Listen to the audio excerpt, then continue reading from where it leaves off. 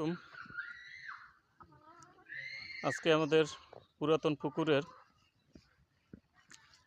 একটি গাছ উপড়ে পড়েছে। সেই গাছের শিকড়ের উপরে একটি পালিত পাখি এসে পড়েছে। কারণ কারো পালিত পাখি না হলে এত কাছে এসে এভাবে নিচে টিয়া পাখি কখনোই বসে না।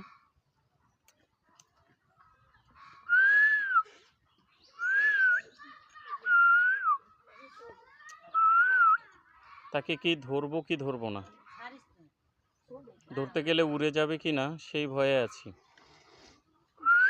সে এখানে 5 মিনিট যাবত এভাবে বসে আছে, জানি না কেন।